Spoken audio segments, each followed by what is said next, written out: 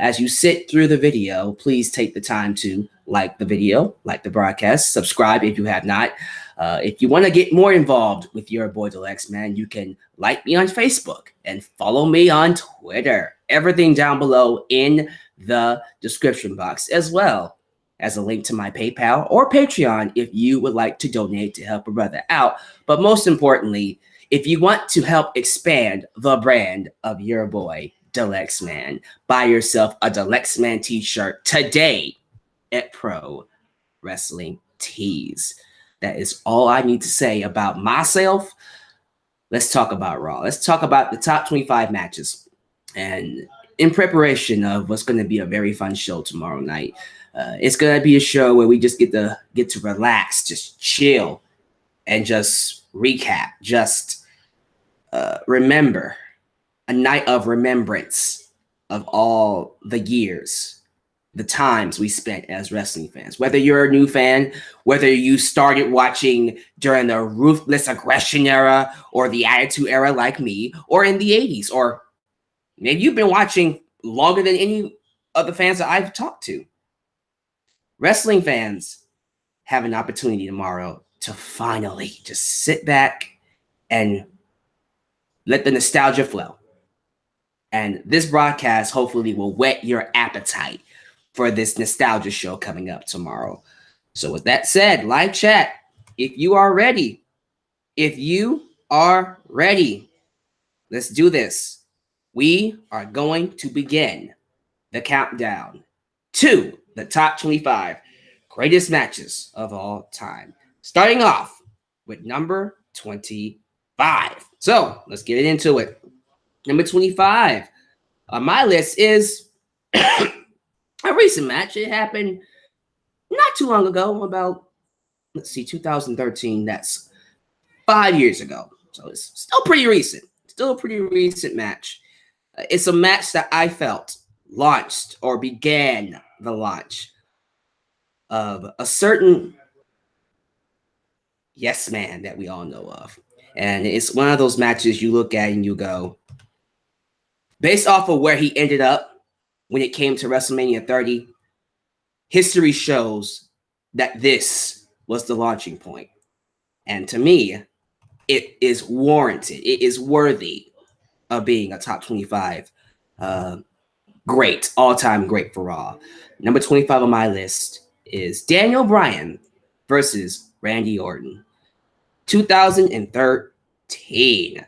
The actual date was June 24th of 2013. When it comes to street fights, when it comes to those brawls, those hard-hitting matches, I don't think they come any stiffer or more vicious than this contest. We got two of wrestling's most fluid, most talented performers who basically got an opportunity to incorporate their textbook style with a hardcore edge to it. And it's a great chance to be able to see Bryan and Randy Orton mix it up in this element.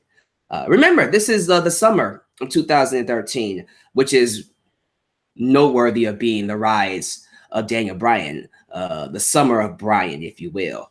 But this bout, like I said, was the beginning of that rise. Not only did Daniel Bryan main event Raw, which, first off, I think the only times he's main evented Raw before this point, I think he had a match against John Cena in like 2012. And I think after that, I think this was like the only time it happened. Maybe he did have a main event match with the Shield in a tag team, but in terms of a singles competitor, singles match in the main event, this was like, I think the second time it actually happened. But what a match it was. What a match it was to have in the main event. The kind of match that sticks with people, man. Not only did Bryan main event the show, he beat Randy Orton, which by the time in 2013 was not seen often. People didn't just beat Randy Orton in 2013. And by the way, he didn't just beat him. He made him tap out to the label lock, the yes lock. He had like a candlestick assisted yes lock on Randy Orton that made him tap out. And that was cool. That was a great way to establish Daniel Bryan as a main event player going forward. And as you know, he would then go on to main event SummerSlam against John Cena and become the WWE champion that very same year, which would then begin the storyline between him and the Authority. And we all know where that leads. But it all started here at number 25 with Bryan facing Randy Orton street fight in 2013. We go from number 25 to number 24. Now, number 24 is more recent than the one we just got done talking about. Matter of fact, it's 2016. Yeah, it actually happened a little bit over a year ago. But easily one of the best women's matches in WWE's history in terms of Raw. Now, going back to 2016, this was a very pivotal year for women's wrestling. Fans got a chance to witness this long-awaited shift in the women's division. You know, we got rid of the term, they got rid of the term divas. The Divas Championship was retired, and then we brought in the Women's Championship. They redebuted the Women's Championship, which really was needed. We needed to get rid of the Divas Championship. It was just, at this point in time, it just had a bad stigma to it. Again, the women back then were, for the most part, seen as plastic mannequins who didn't have personalities and who had matches that went like 3 minutes. So now we were getting this new influx of women like Charlotte and Sasha and Paige and Bayley, and they were all coming in and making a name for themselves. To me, this whole women's revolution that they were trying to play up, it didn't really start. It didn't really feel like a revolution on the main roster until we got to this match. And that match is Charlotte Flair versus Sasha Banks. Now, which one am I talking about? Now, these two have had a match on Raw numerous times. I think they fought each other, July and then October and then November. So 3 times-ish? 3 times on Raw, and each of them saw Sasha Banks defeat Charlotte for the Women's Championship. So it basically comes down to which one was my favorite. Which one really stood out as the top, the best one. And I'm going to go with their Falls Count Anywhere match. I think the Falls Count Anywhere match on November 28th, 2016, it had enough drama. It had enough unique spots. It had enough grit.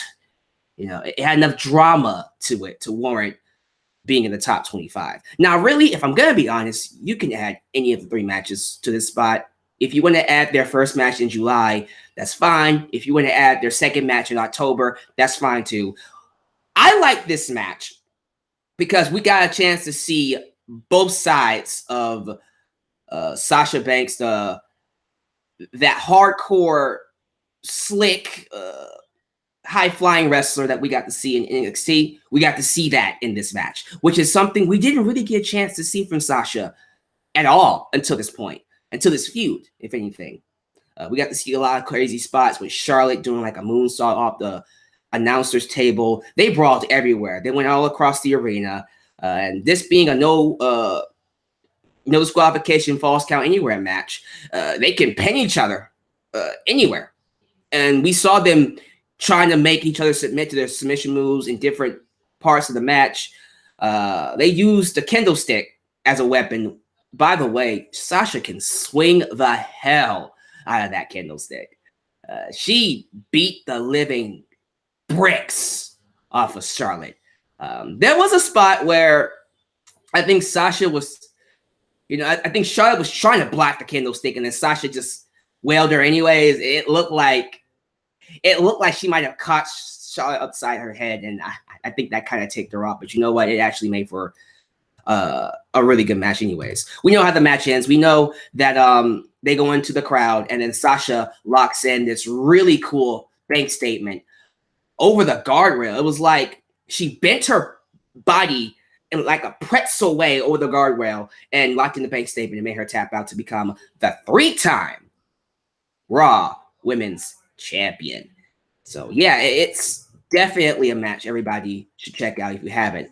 One of the best women's matches in history. Is it the best one?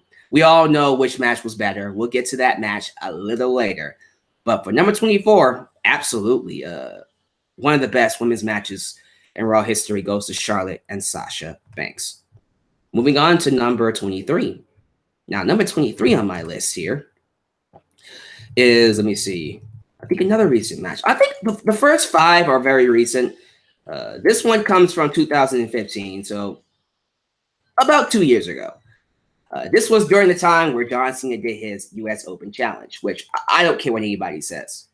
Cena's run as the United States Championship has to be some of the best wrestling we've seen from anybody during that time. I think Cena's run gave us that that John Cena we've been waiting to see for a long time. He was able to have matches, awesome matches, great matches on a regular basis with everybody he fought with.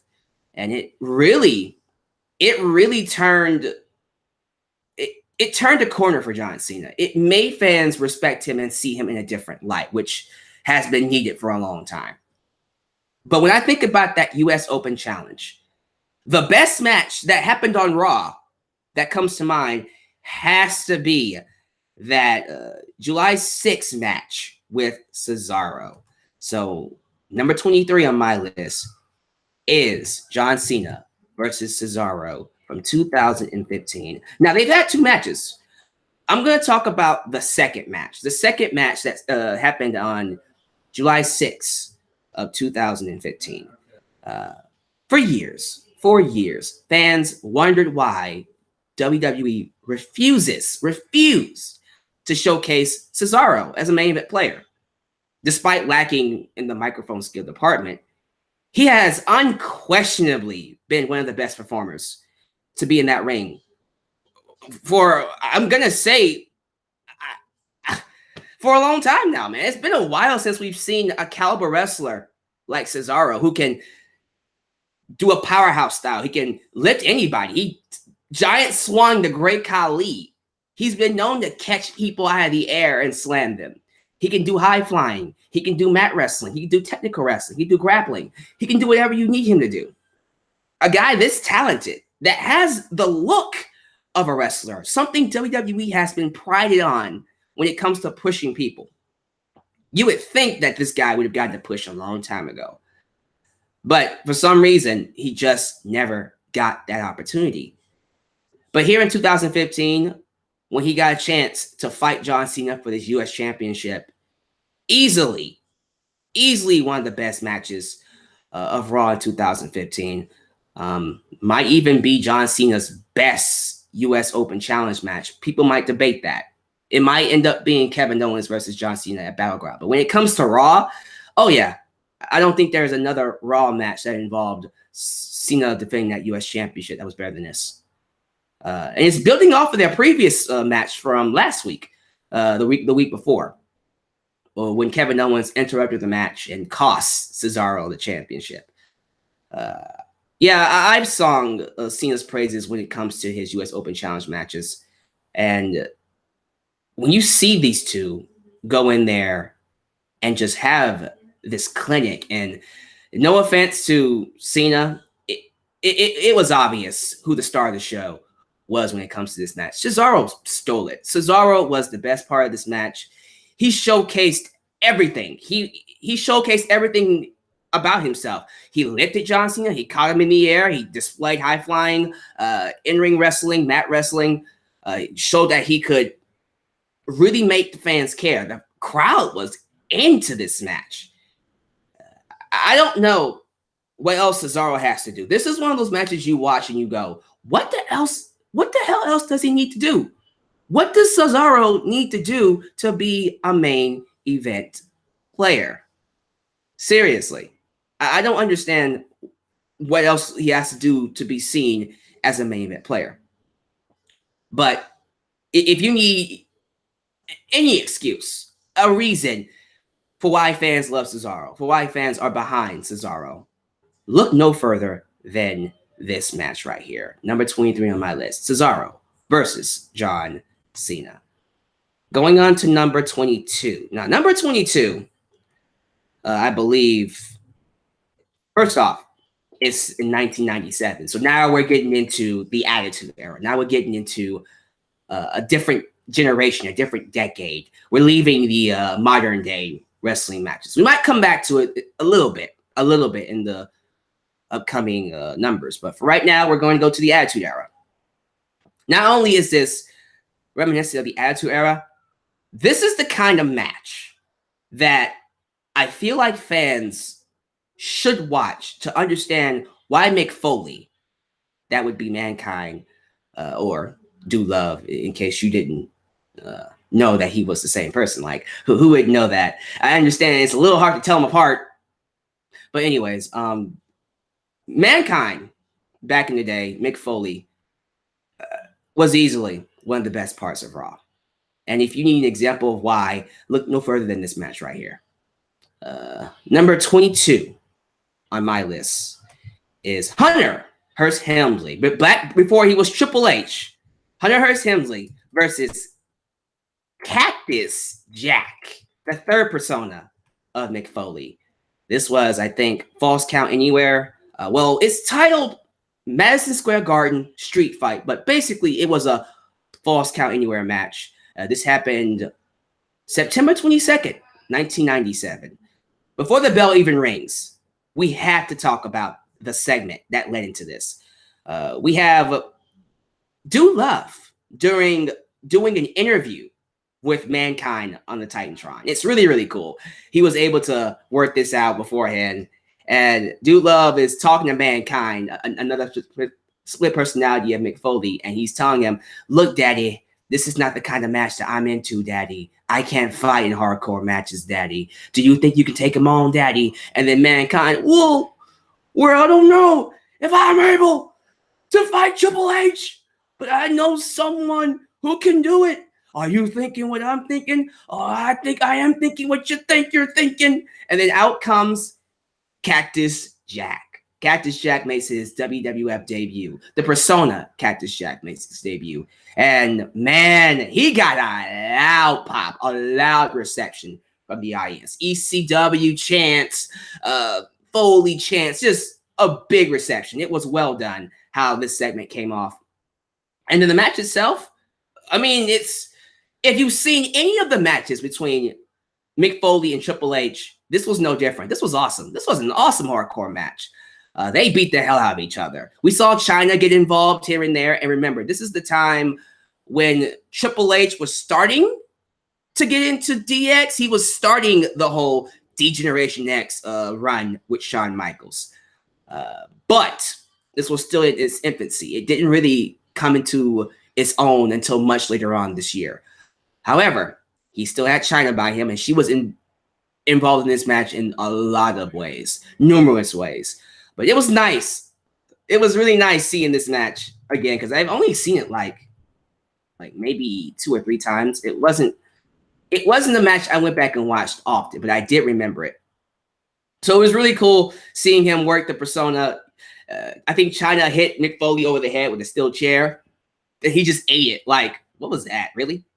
Is that the best you got? Hit me again! Hit me again! If you know what that reference is, we can be friends.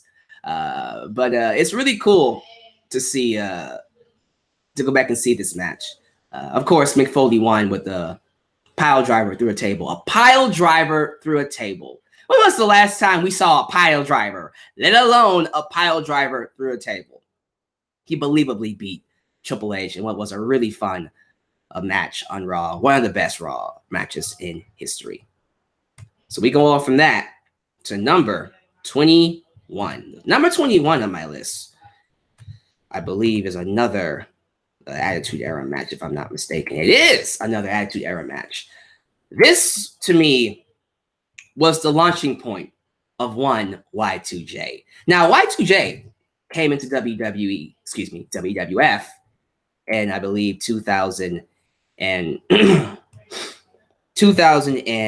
it's not even 2000. It's just 1999, I think. I think he came in 1999. I want to be sure I got that right. Yeah, he came in 1999. I was thinking I gotta get my years right. I apologize. Came in 1999, but really he didn't really become like the Ayatollah of rock and roll or grow into his own until like 2000. I think 2000 was the year fans were just like, all right, okay, I'm feeling Chris Jericho. But then he started getting involved with one Stephanie McMahon. And every week he would mock her, calling her a filthy, dirty, disgusting, brutal, bottom-feeding trash bag hoe until Triple H himself said, I've had enough. You need to quit mocking my wife, man. Quit mocking my wife. And then he challenged Triple H to a match. Triple H accepted, but only if he was gonna put the title on the line. And he did. And so we got number 21 on my list, Chris Jericho versus Triple H, Raw 2000. The exact date, if I look it up here, is, I want to get the right date here. I don't want to just give y'all the wrong date. It's a Raw 2000, and I believe it happened, was this June? Because it was April. Yeah, here we go. It was April 17th of 2000. So, first off, the match, I believe, had some stuff going around it here. We had Shane McMahon on the outside, and then we had the APA. APA was the Acolytes, a.k.a. Brad, Shawn, Farouk. And they were enlisted by Chris Jericho to make sure there was no interference from DX or no screwy business. He wants the match to be fair. And these guys had a really awesome match. It was a really nice back and forth. I've always felt Chris Jericho and Triple H had really nice chemistry. I don't really think they've had a bad match. Looking back on it, no, they've never really had a bad match. Their match at WrestleMania, it was...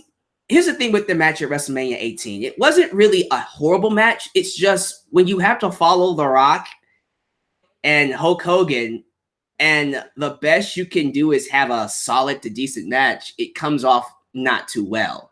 So I can't really say that match was bad. It was just they followed a classic. But there was no classic to follow on this night. They were the classic. This was easily the best match of this night. And the whole craziness, the whole bells and whistles behind it is what made it. As you guys know, this was during the time of the Helmsley-McMahon, or is it McMahon-Helmsley regime, when Triple H had power. Triple H had power. He had the ability to make matches, to fire people. So it was really, really hard to see him lose that title. I think this was during the time he was he was still in the midst of his feud with The Rock. He was I think I'm trying to remember exactly if he was still with DX or not. I think he was still with DX. Regardless, he had his own posse behind him. So he was really hard to beat. You really had to temper your expectations with Triple H at this time, because the likelihood of him losing was not high, which made this match that much more exciting, because now, could Chris Jericho be the guy to beat Triple H? Could Chris Jericho do what many others could not do? And thanks to some help from Earl Hebner and the APA, he did exactly that. Chris Jericho takes advantage of Triple H when Triple H pushes Earl Hebner, who was a referee at the time, who didn't have anybody's crap. He was not taking anybody's BS. Remember the days when referees used to fight back? I remember those days. I miss those days. But Earl Hebner pushed back. And this led to Chris Jericho rolling up Triple H, and Earl Hebner does the fast 3 count. 1, 2, 3. Chris Jericho beats Triple H in a shocker. One of the best, greatest championship victories in Raw history. Chris Jericho runs away with the title. Triple H is incensed. He's crazy. He goes nuts. But then, remember, Triple H has power. So he has the ability to reverse the decision. He forces Earl Hebner to reverse the decision. Although he was in the right when you think about it. He was in the right to do it because Earl Hebner did the fast count. And he made Earl Hebner reversed the decision or he would fire him. And that's what happened. Earl Hebner reverses the decision, gets the championship away from Chris Jericho, hands it back to Triple H, only to be fired anyways and pedigreed in the center of the ring. It was such a dick move. Triple H was a really, really detestable heel back then. You really had every reason to see him get beat up, but that's what made him great. That's what made Triple H one of the best heels in that day. But I've just come to appreciate a lot more as I've grown older. So there you go, guys. There you go. Absolutely one of the best Raw matches in history. We go from number 21 to number 20 on my list. So list goes back to 2001. If I was to make a list of the most criminally underutilized talents in WWE, a name that would top that list would be John Morrison, Johnny Nitro, Johnny Mundo, whoever you want to refer to him as, you know exactly who I'm talking about. John Morrison, I felt, never got the shake that he deserved. He never really had an opportunity to be a top guy in that company for whatever reason.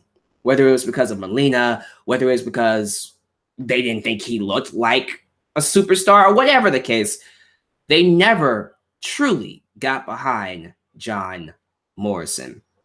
And it's a shame because everything Morrison's done in WWE, I gotta be honest, has been great. Think about it. The stuff with Eminem, the stuff with him and Melina when he was on Raw and he went on that IC championship run and that feud with Jeff Hardy. Oh, awesome stuff. Then went to ECW and came in as John Morrison, was the ECW champion. Then came back to the main roster, had that tag team with The Miz. Everything that he's done, I can't really say. I can't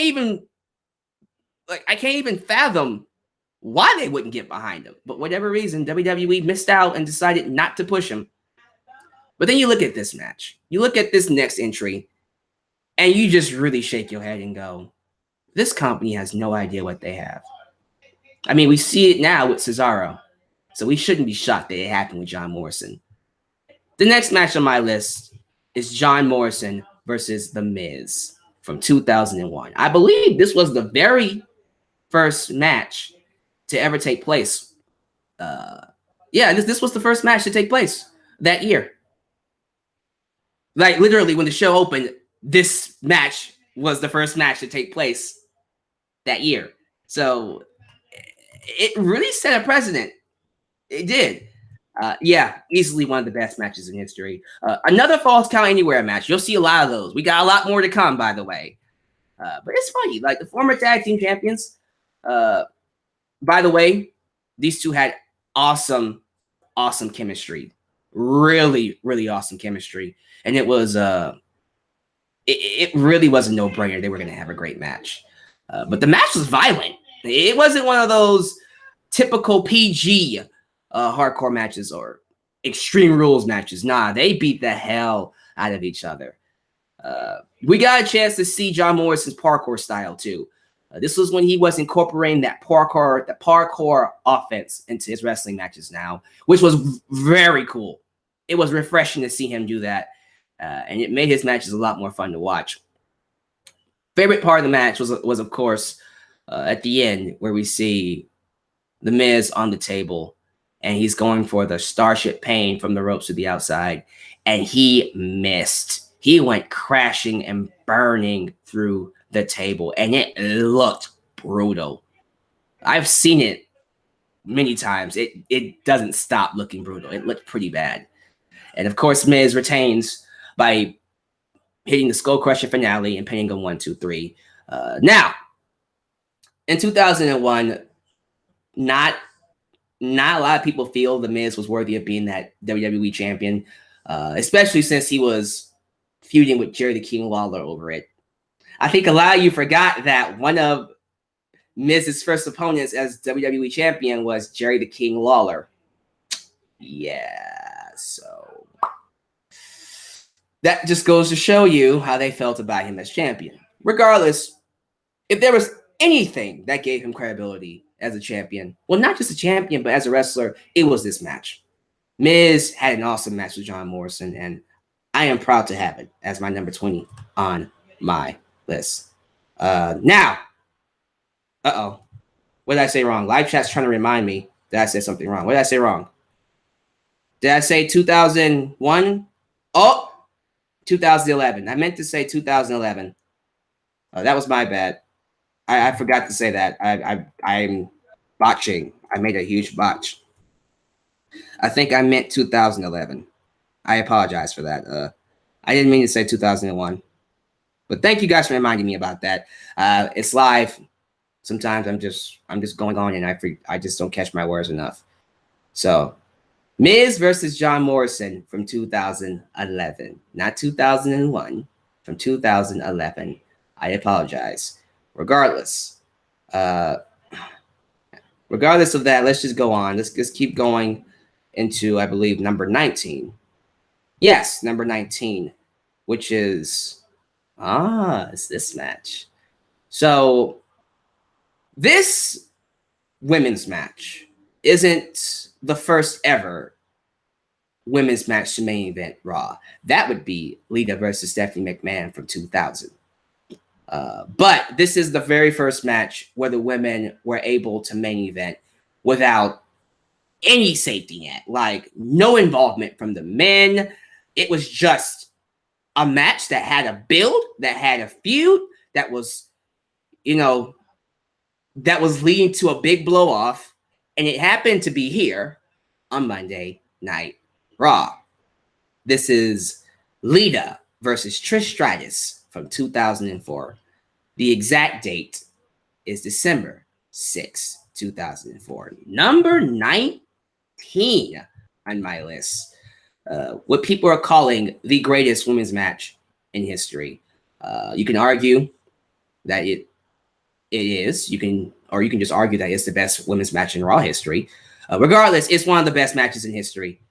I really don't see how anybody can sit here and say that it doesn't deserve a spot on this list.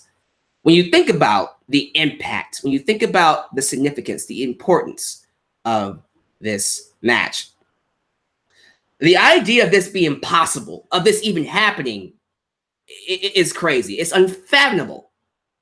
But it happened. These two got a chance to main event Raw. And this isn't during a time where there wasn't any star power. No. In 2004, they had, let's see, Triple H. They had Shawn Michaels. They had all these other tag teams, Chris Jericho. They had so many other people that could have easily closed that show. Okay? This wasn't something they could have just done. But if you have a show where Trish Stratus and Lita has a feud that's so hot that, again, has been built up for a while. They had their match at Survivor Series that went to a no contest after Lita lost her mind and started beating up Trish Stratus with a steel chair, broke her nose, although it really wasn't broken. She only faked it so she wouldn't fight Lita. The fact that this had all of that warranted the main event spot. And you have to know that if this was going to happen, if Lita and Trish were going to be in the main event, this match could not suck. They had to go all out and give us, the fans, one of the best matches in history. And to their credit, they did it. They did it. Through all the kiss of deaths, through all the failed pregnancies, the chaos that these two women have been through, this match was an instant classic. Of course, the one thing people remember about this match was the crazy suicide dive from Lita to the outside. That basically almost ended her career.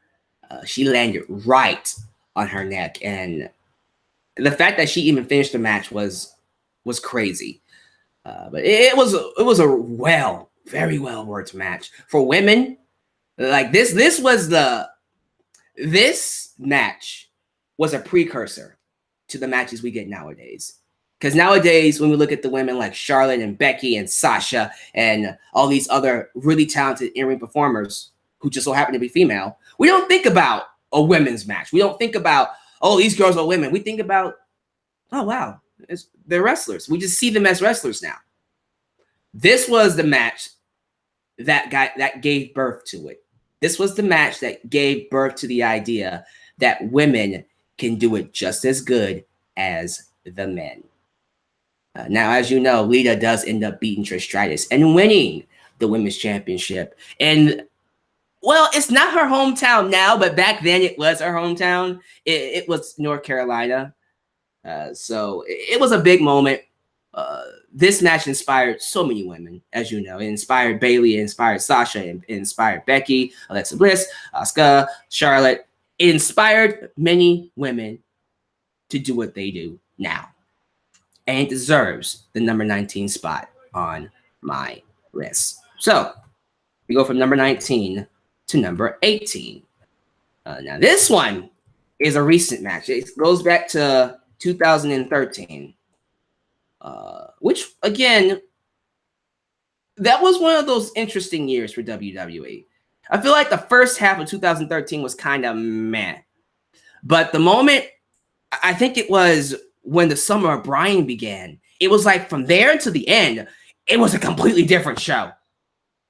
Because 2013 was the year the Authority was born. The Authority was this big corporate stable that basically showed favoritism to the main event players, people they perceived to be A-plus players and not B-plus players like Daniel Bryan. It was a stable meant to keep down the undercard, to degrade and mock people like Cody Rhodes. And there was a story where Cody Rhodes lost his job when he couldn't beat Randy Orton. And then he enlisted the help of Goldust to help get it back. And so they did a match at Battleground between Goldust and Cody, and they took on the Shield. And I think we all know how that match turned out. That was one of the best matches that year, probably one of the best matches ever. With the help of Big Show, they ended up beating the Shield and regaining their jobs back. This next entry is a follow-up to that match. It is a tag team championship main event. I think this one was no disqualification. Cody Rhodes and Goldust, a.k.a. the Rhodes brothers, taking on the Shield. And I believe, without question, this one is going down as one of the best tag matches in history. We have to think about everything that went into this match, the story behind it. And even, look, as much as I didn't like the Big Show basically ripping off Daniel Bryan's gimmick, doing the whole yes thing, and then basically stealing his thunder, I didn't like it. I still don't like it. I think it's dumb that WWE put Big Show in Bryan's spot and didn't use Bryan for some reason, but whatever. I have to admit, seeing him come out and save and assist Goldust and Cody Rhodes was really cool. It got a really nice reaction, and the crowd was beyond happy to see the hired guns for the Authority get their tails handed to them. But, you know, it's just a really good match. Great tag match. The first half of it was kind of, I'll be real with you. The first half of it was, I won't say boring, but it was very basic. How about that? They were just having a regular tag match. And then for some reason they remember, oh wait, it's a no DQ match. It's a no DQ match. And then that's when they bring out the weapons and they say screw the whole tag stipulation because it's no DQ. And then all chaos broke loose. And then when all chaos broke loose, that's when the match really took off, and it hooks you and doesn't let you go. As I said, Big Show comes out and helps the Rhodes brothers beat the Shield, and they win the tag team championships. The reaction for it was huge. This is still the loudest reaction Cody Rhodes has gotten. Now, will it be the loudest? Will it be the loudest reaction he ever gets? Well, that's to be determined, because we don't know if this is the last time we'll see Cody Rhodes in WWE. But it is still one of the best reactions for Cody Rhodes and a big moment for the Rhodes family. So moving on from that number, this was, again, number 18, we go on to number 17. Now, number 17 goes back to the Attitude Era. Now we're going back to 1999. And I'm pretty sure I got the year right. I'm not botching no more, I swear. That's 1999. The greatest moment in Mick Foley's career, one of the best moments in Raw's history, saw on January 4th, Mankind defeating The Rock as a way to make Mick Foley a main event player, create this underdog, this nice underdog tale of the guy that people think could not win, but still doing it. Now, this match did not make the list, unfortunately, because I feel like there was a better match that year involving The Rock and Mankind, The Rock and Mick Foley. And that took place on February 15th of 1999. The last time these two traded the championship. Because as you know, throughout the rest of the tenure of this feud, Mick Foley and The Rock would trade back and forth with the WWE Championship. At the Royal Rumble, The Rock beat Mick Foley, and then Mick Foley beat The Rock back on Raw, and then they had a match at, I think it was St. Valentine's Massacre, that's the name of the pay-per-view, and then it ended in a draw or a double knockout. And so this is after the fact. Now we're seeing The Rock take on Mankind in a ladder match for the WWE Championship. And that ladder match, ladies and gentlemen, is my number 17 entry. This was an amazing match. It took me a while to go back and rewatch it. I have seen it before. This was during the time that I was watching both Raw and WCW. This was during the Monday Night Wars, so I was able to go back and forth, flip back and forth between the shows. And I remember watching this match. I remember it being very brutal, and going back and watching it, it was just as brutal as I remember it. I cannot believe Mick Foley let The Rock do half the things he did to him. Like, if you go back and watch these matches that The Rock had with Mick Foley, he beat the snot out of him. He held nothing back, and I'm pretty sure he broke a couple of bones and knocked up a couple of lives off his expectancy. You know what I'm saying? It's ridiculous the amount of punishment Mankind endured during the match with The Rock. And I do believe this is their best match, because the drama of the winner going to fight Stone Cold Steve Austin at WrestleMania really added to it. You had Stone Cold Steve Austin on commentary, by the way, which was really cool to see. Austin's very underrated as a commentator. We don't really talk about him on commentary like we don't talk about CM Punk on commentary, but when they're on commentary, they really do add to the match. It's really cool to see Austin's input as a wrestler come forward. Yeah, I can't really say much else about this match. You had steel chairs, you had crazy spots with the ladder, you had Mankind taking crazy bumps. I don't think anybody would disagree with me when I tell you that number 17 rightfully deserves to be The Rock and Mankind. These two had an awesome ladder match, and of course, The Rock would win the championship and then go on to fight Stone Cold Steve Austin at WrestleMania 15. So there you go. That, my friends, is number 17 on the list. We go from number 17 to number 16. Now, number 16 is another recent match. It happened in 2014. And see, this is one of those matches that after watching it over again, it makes you really question, how do I put this? Without a shadow of a doubt, these two were going to be main event players. We already knew way before they had this feud. But it really, really makes you question, do they really know what they have? And the reason why I say that, number 16 on my list is Dean Ambrose versus Seth Rollins. Falls Count Anywhere.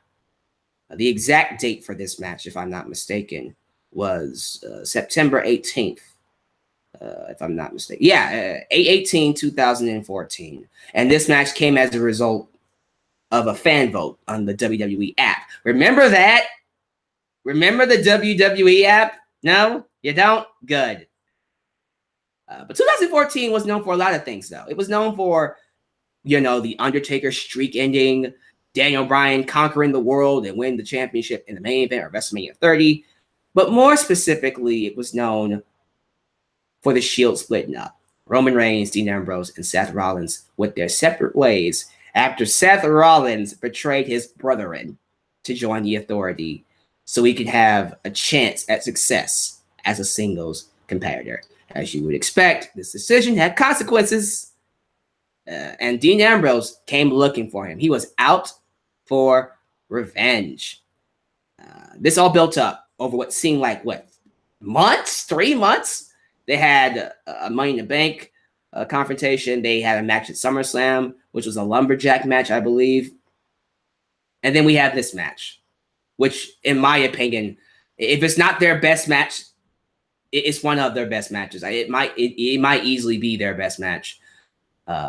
They beat the living crap out of each other. To put it mildly, these guys delivered the closest thing to the Attitude Era that we've seen in modern day WWE, PG WWE. You had everything. You had steel chairs, you had candlesticks, you had tables. And it was so brutal. I winced a couple of times. There was a spot in the match where Seth Rollins did like this running power bomb onto a stack of chairs. It looked like it broke something in Dean Ambrose. And then, of course, we can't forget about the curb stomp on the cylinder block. My God. It was ridiculous seeing them beat the hell out of each other. And it's easily one of the best matches in Raw history. The only black mark on this match, it's not really a black mark. It ended in a no contest when Kane interfered and helped. It was Kane and then Joey Mercury and who was the other guy? It was Joey Mercury, Kane, and Jamie Noble. Thank you, Jamie Noble. And they helped Seth Rollins put Dean Ambrose's head through a cylinder block. And we don't see Ambrose for a while. But to me, really, yeah, in terms of the feud between Rollins and Ambrose, this might be their best match, and it is going down in history as one of the best matches in Raw history. Now, I have a super chat that I need to read. Super chat is from King Fried Melon, and he says, the WWE app still exists, by the way.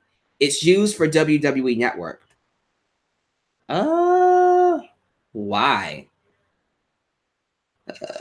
Why? For real, like, what are they using it for? I don't keep up with this stuff. It's interesting, but I guess whatever they're using it for is insignificant anyways, because I haven't heard about it. They're not plugging the hell out of it on Raw. Use the WWE app. Use the WWE app. Use the WWE app. No, I'm not doing it. I'm not doing it. Shut up. But there you go. That's number 16. Now we go on to number 15. And we go back to 2006. So now we're going back over a decade ago, 2006. This one, let me see. It happened on January 16th of 2016. So this is at the beginning of the year. During this time, as you guys know, we had Edge basically taken over as the Rated R Superstar. He cashed in the Money in the Bank, beat John Cena at New Year's Revolution. And he was the defending WWE World Heavyweight Champion. His first championship bout was against, of all people, the Nature Boy, Ric Flair. And check this out. It was in a TLC match. Now, in 2006, we didn't see TLC matches all the time. Matter of fact, we rarely saw TLC matches during that time, period. Like, before this match, I think the last TLC match is much higher on this list. Yeah. Like, we didn't see another TLC match until, what, 2000 and, I'm going to say 2008?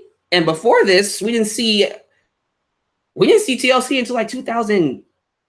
I'm going to go 2004-ish. So it was well spaced out.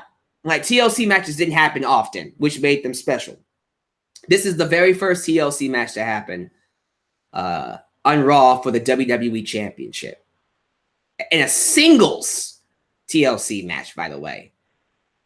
And you're thinking to yourself, there's no way in hell Ric Flair, this old, how old was Ric Flair at this time? He had to be in his 50s, like late 50s at that. Well past the age of him being in this match. There's no way in hell Ric Flair is going to be able to survive this match. He is going to die inside the ring. Let me tell you something. What followed suit was one of the most brutal matches I've seen Ric Flair in, period. It's no secret Ric Flair has no problem enduring unimaginable pain for the sake of the fans. And let me tell you something. Him taking sick bumps, him taking chair shots to the head, blading and, really damaging and hurting himself for our entertainment. Man, he got off on that so much, especially in the latter half of his career. My God, this man was nuts.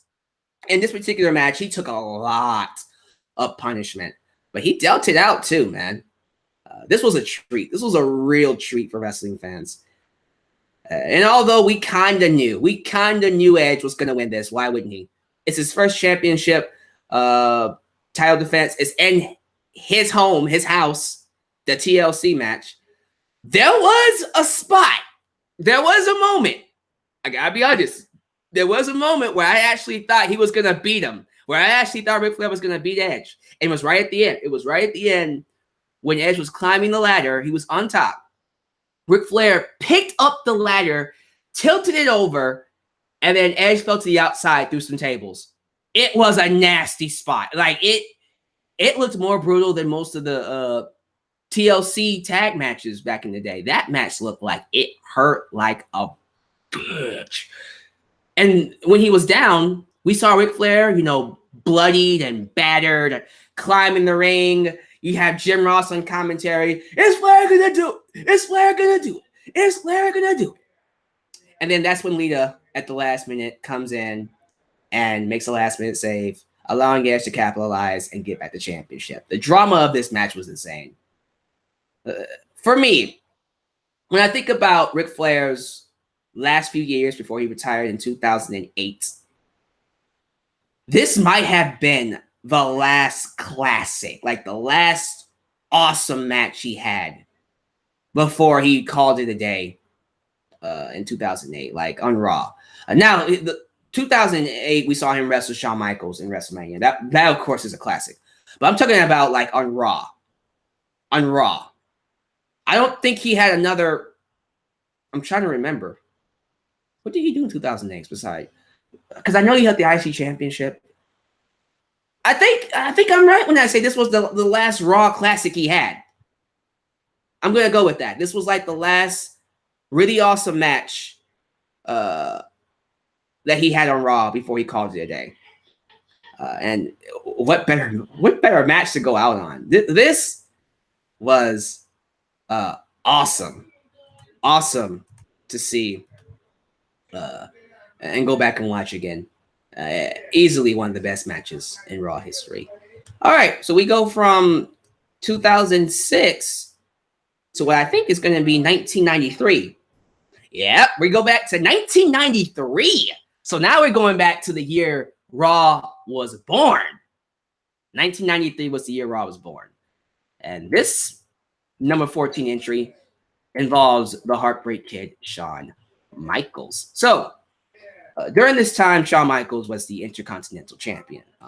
And he was currently, at the time, involved in a feud with his former partner, Mario Jannetty. He was in a tag team called the Rockers before he became a singles competitor. And him and Mario Jannetty had like this awesome run as this high-flying cruiserweight tag team that just was fun to watch. And as you guys know, in 1992, on, it was Brutus Beefcake's, what did he call it? It was an interview segment. I think it was the barbershop. I think it was called the barbershop. I'm going with that. Brutus Beefcake's barbershop. We saw the infamous moment where he turned on Jannetty, super kicked him, and then put his head through a window. Well, that all led to a match in 1993 at the Royal Rumble, which was not good. It was not that good. You would think that, oh my God, Jannetty and Shawn Michaels, they're going to have a classic. They're going to tear the house down. No, Royal Rumble was actually pretty bad. They didn't really do all that good with that match. But that is okay, because months later, in May, Jannetty comes back, and we get the match we should have gotten at the Royal Rumble. Number 14 on my list is Shawn Michaels versus Jannetty from 1993. The exact date is May 17th, 1993. Now, if I'm not mistaken, this was the match of the year for 1993. I think I'm right when I say this was match of the year. Although 1993 was not well known for having the best wrestling matches. Again, this is during the time we got all those stupid cartoony gimmicks. So you really can't expect them to have the greatest matches in 1993. Don't let that take away anything from this match. Let me tell you firsthand, this match is well deserving of anybody's top greatest matches of all time. This was an amazing match. This was the kind of match you would expect from cruiserweights. Let me put it to you that way. This was a cruiserweight match before there was a cruiserweight division in WCW. This was an all-out amazing match. They tore it down. They tore it down with the high flying, with the skinning the cats and the reversals and the counters and the Hurricane Ranas. If you're a fan of cruiserweight action, this is the match for you. They really had an awesome match, and it came down to Shawn Michaels, who got the title. He was going to leave, and then he goes up the ramp and sees Mr. Perfect. And as you guys know, arguably the greatest Intercontinental Champion of all time, Kurt Hennig, Mr. Perfect, was at this time, I think he was still retired, if I'm not mistaken. He had to call it a day because he was hurt. He does eventually come back, and he has the he has that awesome match. No, wait a second. When did he have the match with Ric Flair? Oh, so he actually, no, he had the match with Ric Flair in January. Okay, so he's not retired anymore. He's not retired. He did come back, so he's back to wrestling. So the unretired Mr. Perfect was basically in the face of Shawn Michaels. Shawn Michaels goes back into the ring, gets a towel thrown in his face, and Jannetty pins him to win the Intercontinental Championship. The highlight moment of Marty's career, the biggest thing to ever happen for him. It was clear. It was really clear who the true star of the tag team was when you saw this match. It's amazing going back and watching on Shawn Michaels' work. Just as good as he is nowadays. Well, before he retired. It's really cool seeing Shawn Michaels go back and do his thing, man. It's cool. It's cool. So, yeah, definitely one of the best matches of Raw history. And I believe if we're going to talk about IC championship matches, like the best IC championship matches in history, this is up there with them. Is it the best one? That's later on. We'll get to the best IC championship match in Raw history in just a second. But we got to talk about number 13 on the list. Number 13 on the list goes back to 2005, and it's yet another HBK Shawn Michaels match. This one, I'll be real with you, has no story. All it is two amazing performers who know how to wrestle. During the Gold Rush tournament to determine a new number one contender for the championship, Batista's World Championship at the time, we had the opportunity to witness a rarity, a once-in-a-lifetime Brock and Cena match that we saw once and didn't see again, if I'm not mistaken. I'm not mistaken. We probably did. Regardless, it was the first time meeting between Shelton Benjamin and HBK Shawn Michaels. most of you watching this match know this for that one moment at the end of the match. Let me tell you something. This match is so much better than what you think it is. Yes, the moment at the end is legendary. The moment at the end rings on as one of the greatest counters, one of the greatest Raw moments, period. But people don't understand how big this match was when it happened. Because remember, there is no story behind this. There is no feud. It's just Shawn Michaels versus Shelton Benjamin. And I can remember watching this when I was 15 years old. And I remember marking out when it happened. You see Shelton Benjamin in the ring, and then you see Shawn Michaels come out.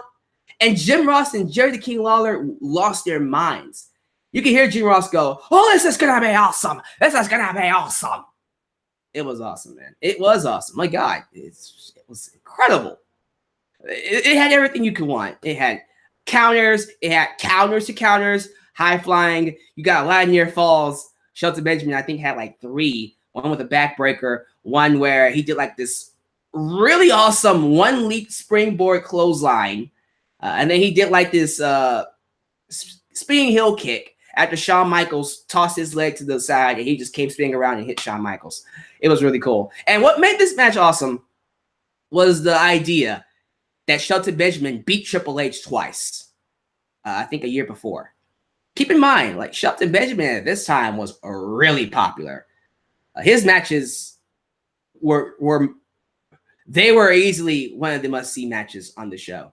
And we all kind of had a feeling that he was on the way to the main event scene. He was on that way to the main event scene.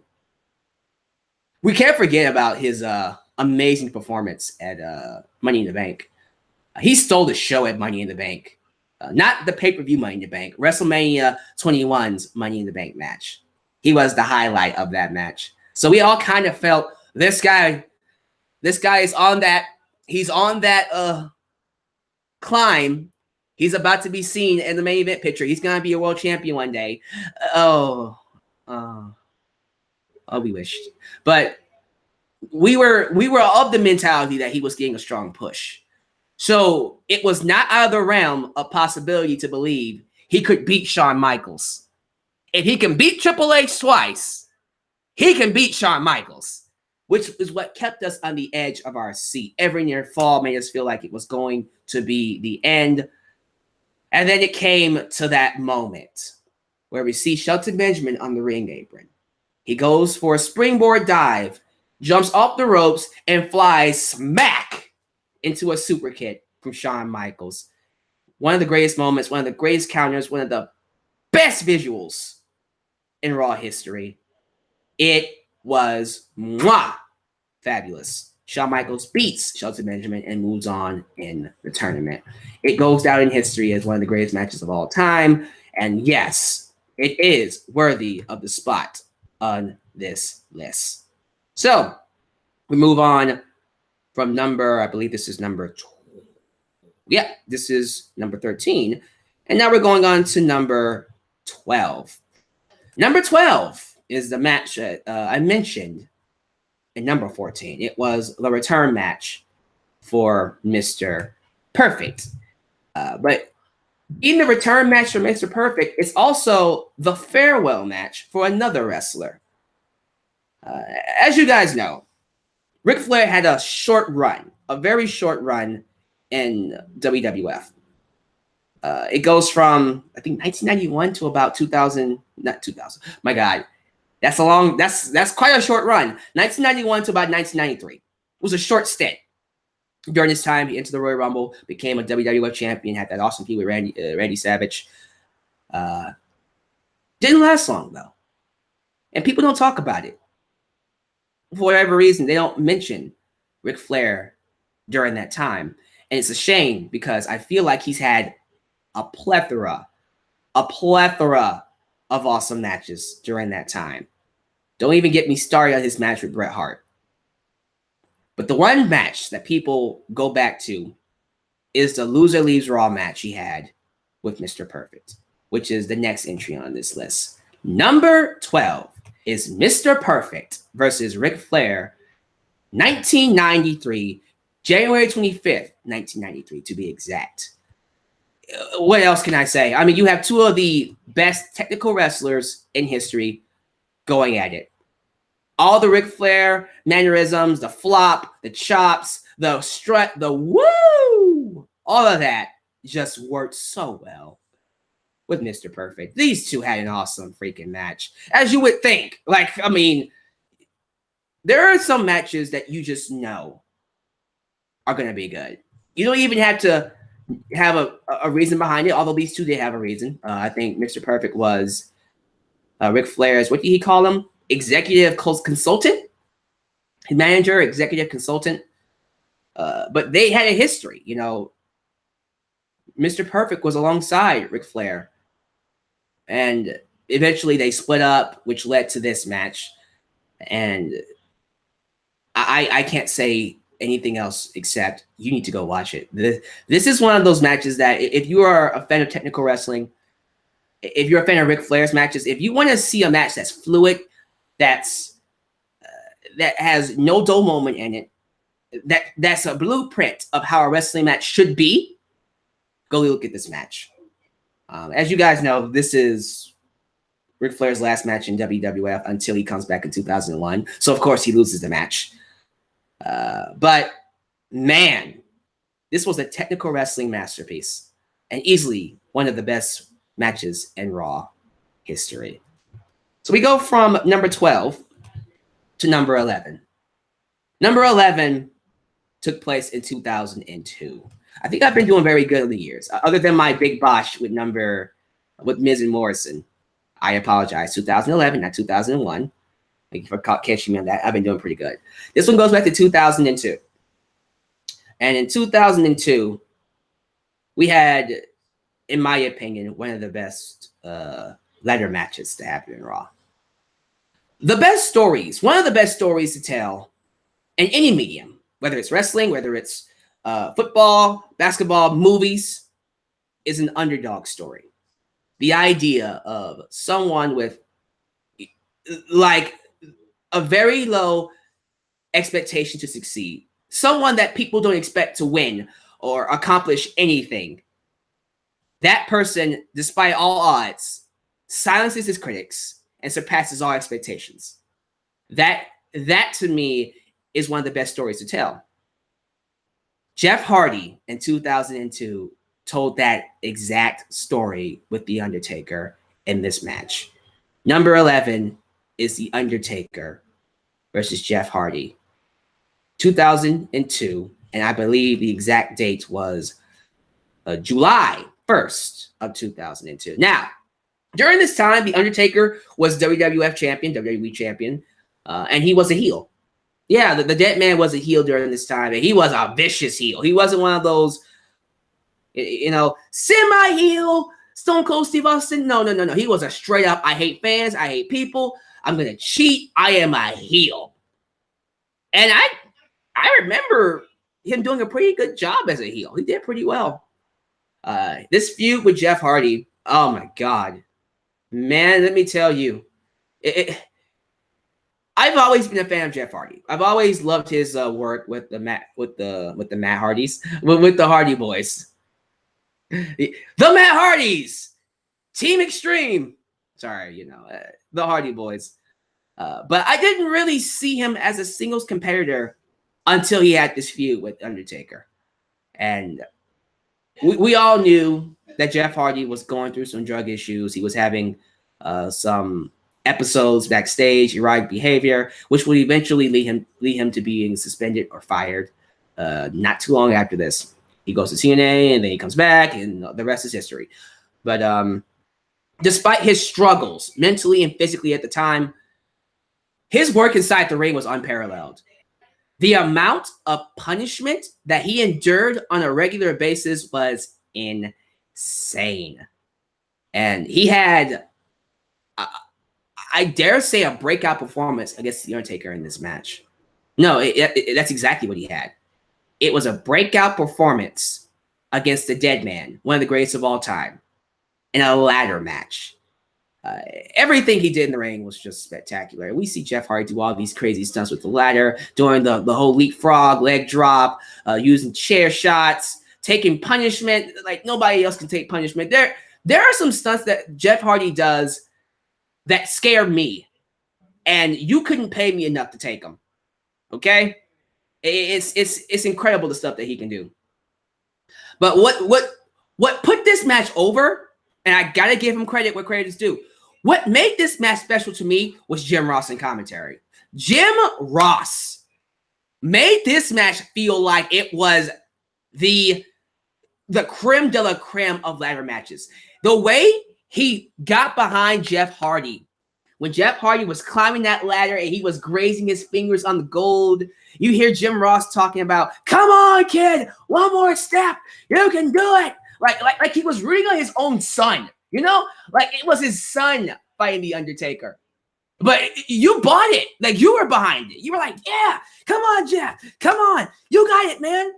Come on. You can do it, Jeff."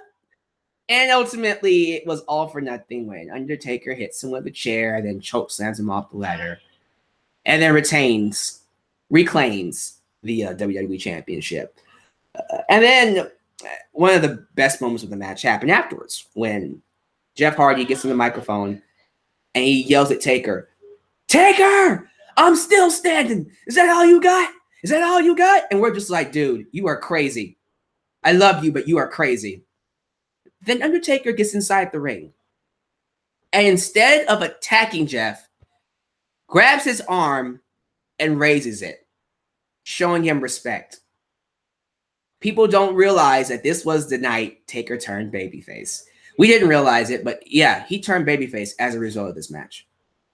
It was one of those turns that we didn't see coming, but it was well done. Like, looking back on it, if Taker was going to stop being a heel, yeah, this would be the match to do it. It was a very impromptu babyface turn, but I'll tell you what, this match was the match that made people believe that Jeff Hardy can be a main event player. This was the match that made people realize Jeff Hardy is here to stay. That Jeff Hardy is not going anywhere. That Jeff Hardy could and will eventually be the top guy in the company. So yes, number 11 on my list, rightfully so, is The Undertaker versus Jeff Hardy. And then we go to, which I believe is number 10. So now we're going into the top 10. The top 10 matches of Raw history. Now, again, as we get into the top 10, we've done 15 so far. Realize this is my list. Feel free to change it around however way you want, but I feel like for the most part, we're doing pretty well. I feel like this is a very fair list. But getting into number 10, we go into a rare match that, I'll be honest with you, some of you probably don't even know existed. This happened in 1997, and it was a tag match for the, of course, WWF Tag Team Championships. It's one of those matches that when you hear about it, you go, why the hell isn't people talking about this more? So let me just say this. What if I told you before Stone Cold Steve Austin and Shawn Michaels were WrestleMania 14 opponents? What if I told you they were tag team partners? Better yet, what if I told you they were not only tag team partners, but they were tag team champions? As far as odd pairings go, these two rank as like one of the top ones. But number 10 on my list is 1997's and Stone Cold Steve Austin versus Hart Foundation's Owen Hart and British Bulldog. So, as you guys know, in 1997, Shawn Michaels lost his smile. Basically, he was tired, he was worn out, and he needed a break. And he vacated the WWF Championship. He took like a 4-month break. It felt like a 4-month break. Feels like it. I think it was. But he took a 4-month break and then returned on this night in this match. This was his return from that lost my smile incident. It was May 26, 1997. And his partner was Stone Cold Steve Austin, who was becoming, not yet, but was becoming the most popular wrestler in wrestling at the time. And they did not get along. Austin and Shawn Michaels did not like each other. And why would they? They were hotheads. They had egos. You would expect them not to like each other, which played into the drama of the match because Owen Hart and British Bulldog did like each other. They were brothers, literally brothers-in-law, but brothers. And they grew up with the Stu Hart and Bret Hart in the Hart Dungeon. So the chemistry between Owen Hart and British Bulldog was a lot more apparent than Austin and Shawn Michaels. With that said, this is just as good as any Shawn Michaels match you've seen. Shawn Michaels, people talk about Dolph Ziggler killing himself in his matches. The bumps that Dolph Ziggler takes aren't even close to comparing to the bumps that Shawn Michaels that he dealt with in 1997. Go watch this back to see how this man just tosses his body to and fro and the bumps he takes, the higher risk maneuvers that he goes through. He made his opponents look like $1 million freaking bucks. And I think for the most part, man, this is easily going down as one of the best matches in history. Based off of the star power, look who's in this match. We have 2 legends. No, screw that. I don't care if they're in the Hall of Fame or not. All right. 4 legends. All right. Owen Hart should be in the Hall of Fame. He really should be. Although he's not, he should be. We have 4 legends, some of the best, no, not some, the 4 of the best wrestlers in WWF history, if not wrestling history, having one of the best matches in the company's history. And of course, as you guys know, Austin and HBK end up winning the tag team titles for a short stint. They don't hold the titles for a while because they don't get along. But it was really cool to see them come together and win those titles. Come together right now.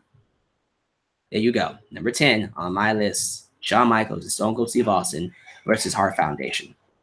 Owen Hart and British Bulldog. We go on to number 9 on my list. So number 9 goes back to 2013. I think this is the final one on this list that's modern day. By modern day, I mean within the last 5 years. Within the last 5 years is modern day age. This one, I gotta be real with you because I went back and watched it again. Again, it's one of those matches that people don't talk about a lot, and it should be talked about. Now, these two have had numerous matches together. We saw them have a match at Money in the Bank 2011, a classic at Money in the Bank. We saw them have a match at SummerSlam. They've had other matches at different points, 2012 and all that. If I'm talking about John Cena matches, if I'm talking about some of John Cena's best matches, nobody brought the best out of Cena like CM Punk. And I will debate that to the end of time. Cena's had some awesome matches. Look, I'm not discrediting John Cena as a performer. He's had some good matches, great matches, classic matches even. But nobody brought the best out of Cena like CM Punk. And when I think about the best match these two have had, I kind of want to go back to 2013 and talk about their match on Raw before WrestleMania 29. So number 9 on my list is CM Punk versus John Cena. An opportunity to fight The Rock at WrestleMania 29. I think the exact date was February 25th. Yes, February 25th of 2013. This match was amazing. Is it just as good as their Money in the Bank Classic?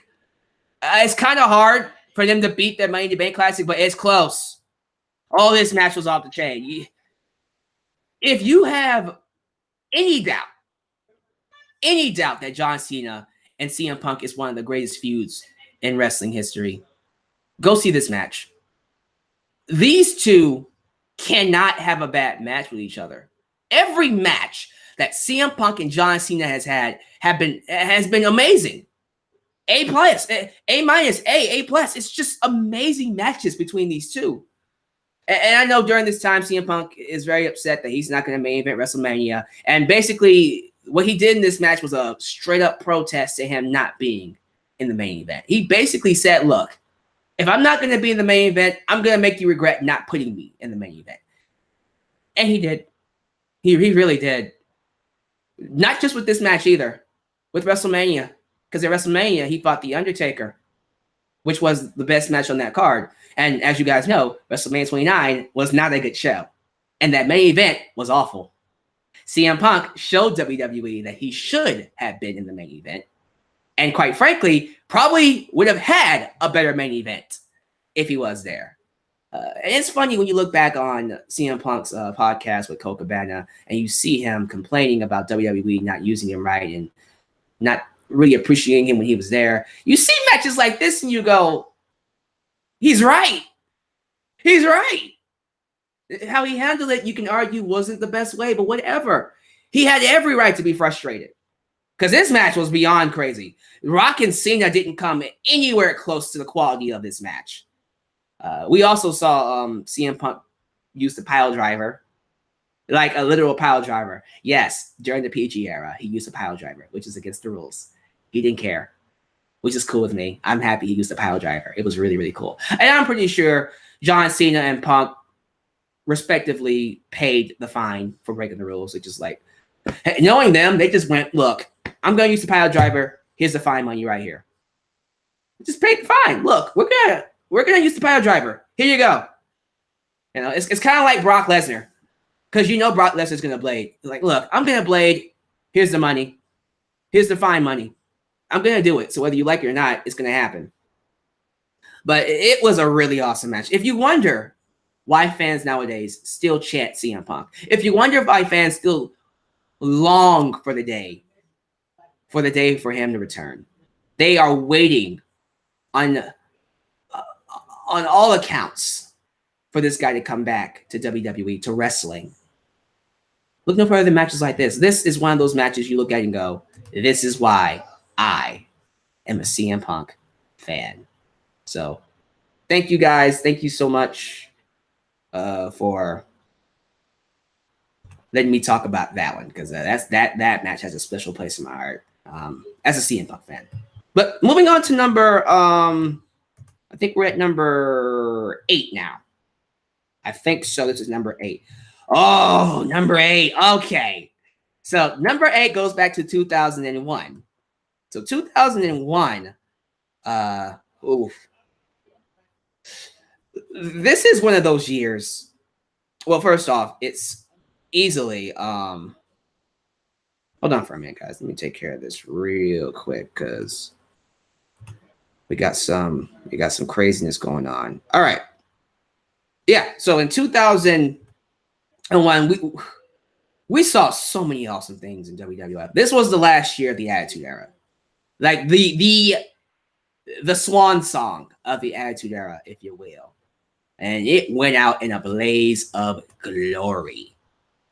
One of the best years for WWE. And to me, when you think about the rivalries of 2001, you got Kurt Angle versus Austin. You got The Rock versus Austin. You got Triple H and Austin versus Chris Benoit and Chris Jericho. You had the Alliance. You had Booker T and Rock. You had Chris Jericho and Rock. You had so many rivalries that year. The one rivalry people don't talk about, and they should, is Kurt Angle versus Chris Benoit. Now, their rivalry, Chris Benoit and Kurt Angle, it's not just contained in 2001. They have another rivalry in 2002, and then in 2003, which is when they had that amazing match at the Royal Rumble. But in 2001, it was almost like every match that these two had was better than the last match. You know? Like, they had a match at WrestleMania, which was like a filler match on the show, and it was fantastic. And then they had another match on Raw, which is the next entry on this list. This match, ladies and gentlemen, is easily the best steel cage match in Raw history. Chris Benoit versus Kurt Angle, steel cage. Raw 2000, and I believe the exact date for this is, let me look it up. Let me see. The exact date for Chris Benoit versus Kurt Angle was, I know it's 2001. Uh-oh. I didn't write it down. Well, as I look it up, I apologize. Let's just talk about why this match was awesome. First off, the stunts that these two pulled off in this match will scare you as a wrestling fan. And I'm not even trying to say that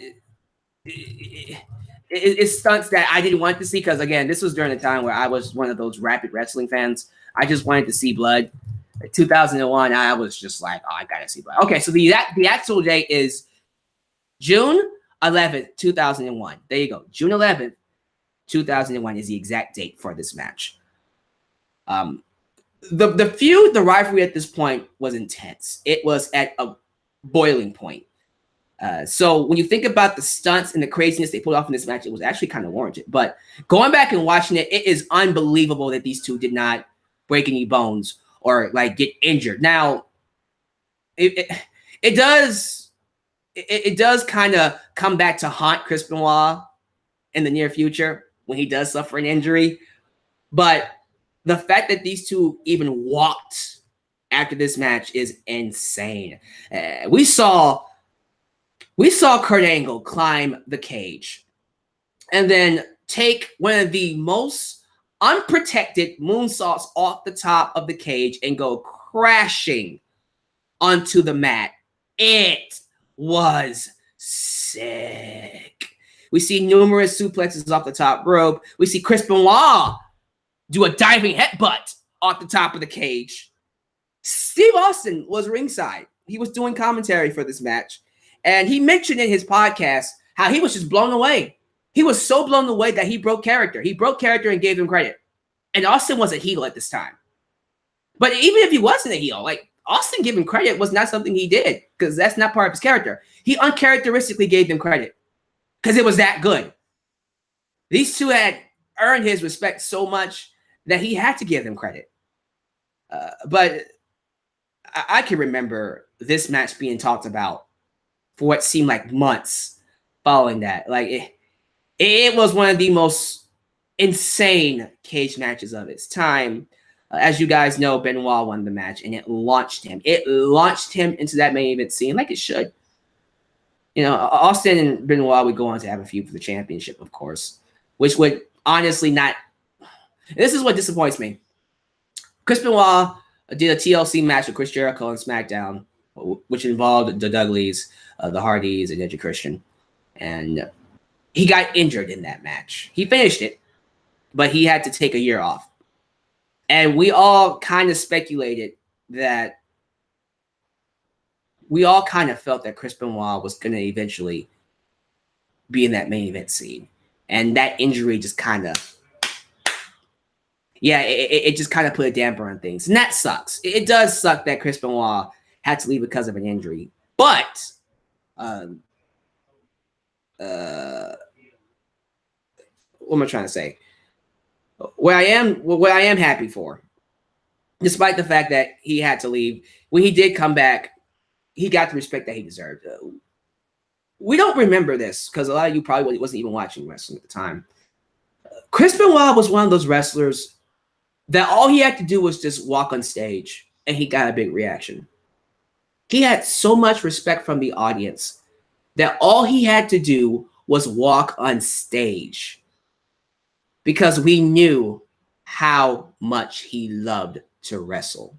We knew how much punishment he was enduring on a regular basis to entertain us. We knew the brutality, the viciousness that he put, the blood, sweat, and tears that he put into his matches to make it believable. So why at any point would anybody believe he wouldn't be a main event player? And he got that spot. And as you guys know, he would go on to win the Royal Rumble in 2004 and then go to WrestleMania to win the championship. And that all went downhill when he killed his family and then killed himself. But this was, to me, this was the match. In my opinion, this was the match that made people realize, yeah, this guy's a main event player. This guy is for real. This guy is for real. Him and Kurt Angle. So, yeah, absolutely. One of the best matches in Raw history. Number 8 on my list. Now we go on to number 7. Number 7 on my list is, in my opinion, and I have no quorum saying this, this is the best Intercontinental Championship match in history, in the history of Raw. Now, is it the best match, period? Probably not. But in terms of Raw, I dare you to find a better match than this. This next entry comes from 2003. Rob Van Dam versus Christian. Ladder match for the Intercontinental Championship. The exact date is September 20. Let me get it. September 29, 2003. When I think of the top 10 greatest Intercontinental Championship matches in history, this match always comes up. It's going to be up there as one of the best ones. Without question, the best IC title match in Raw history, of course. We have two of WWE's most seasoned ladder match competitors colliding in this high-risk environment. Rob Van Dam, I believe, I don't know if he's about to go into a feud with Triple H, but he was riding off the momentum of his feud with Triple H, and he was extremely popular. And he was doing some of the best matches of his career. I think from 2001 to about 2004, all of Rob Van Dam's matches were just outstanding. This was when he was at the peak of his career. There wasn't a single moment, there wasn't a single match that he had that was bad. Not a single match. He's not one of those guys that can have a bad match. But he had a match against Christian that was brutal. It was innovative. It was just out of this world crazy. But it was a nice mess of styles. We had the cunningness, technical wrestling style of Christian taking on that athletic, high-flying, unorthodox style of Rob Van Dam. Of course, the moment of the match was when we had a ton of moments in this match. My favorite moment, of course, was when Rob Van Dam military pressed Christian above the air. Like, he pressed him up in the air, and then he dropped him behind, landing on the ladder, and then followed it up with a moonsault. It was insane. But the moment of the match was when Rob Van Dam did a 5-star frog splash off the ladder onto Christian. It was magnificent. As you know, Rob Van Dam does eventually recapture the Intercontinental Championship. But yeah, this is without a shadow of a doubt, one of the best, if not the best, IC Championship match in history. And it was brought to you by Rob Van Dam. So there you go. That is number 7. Number 6 on my list is a TLC match. The only other TLC match on this list. Actually, hold on. Did I get my numbers mixed up? Oh, no. Okay, that's number 5. Sorry, spoiler alert. Number 5 is a TLC match. Number 6 is a singles match. Number 6 involves a rematch from WrestleMania. Yeah, it's the WrestleMania 27 rematch. John Cena versus Shawn Michaels. So, Shawn Michaels and John Cena had a rivalry in 2007, as you know, and Cena beat Shawn Michaels at WrestleMania. Shawn Michaels, in his mind, felt like even though Cena pinned him, he didn't beat Shawn Michaels. He didn't beat Shawn Michaels. He took advantage of Shawn Michaels when he was cocky. He didn't really beat him. And Shawn Michaels was out to prove to John Cena that he was still the better man. And that led to what was a 1-hour match on Raw. It was not even an Iron Man match. It was just a 1-hour match on Raw. Now, let's keep this in mind. This is 2007. 2007 was not a good year for WWE. In fact, it can be argued to be one of the worst years in WWE's history. That does not mean there aren't a few hidden gems. This was one of them. This was one of those awesome Raw matches you go back and look on, and you go, man, shoot, what the hell? What the hell was WWE thinking with the way they pushed John Cena? Keep this in mind. Like, we all knew John Cena wasn't a bad wrestler. I think people just give him a hard time and say, John Cena can't wrestle. John Cena can't wrestle. Were all his matches bad? No. Were some of his matches bad? Yeah. He has had a few stinkers here and there. I'm not going to lie. Some of them came from 2007. But you look at matches like this, and you just kind of go, man, I really do wish WWE didn't push you so hard, because I might be able to appreciate you a lot more. This is easily one of John Cena's best matches on Raw. Tell you what, based off this list, it is his best match on Raw. To come from Raw, this is his best match.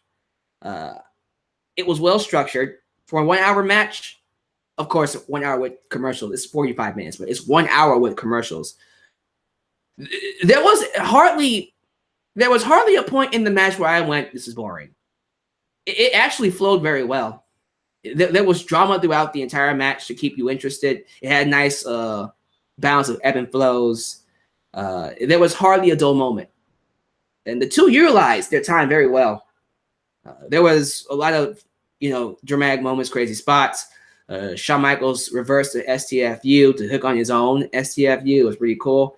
And then eventually, Shawn Michaels beats John Cena with a super kick. He beats John Cena clean 1, 2, 3, and basically claims that he is going to one day take that title away from Cena, which he does not, as you know. Shawn Michaels would eventually transition into a feud with Chris Jericho. I think, if I'm not mistaken, no, that's not true. 2008 is Chris Jericho, right? Who did he fight in 2007? Oh, Randy Orton. Thank you. Someone in the live chat helped me. He eventually transitioned into a feud with Randy Orton. Randy Orton. Thank you. Thank you for that. I got my years mixed up. I'm getting old. 2008 is Chris Jericho. 2007 is Randy Orton. That's botch number 2. I corrected myself. But regardless, this is easily a testament to the high quality of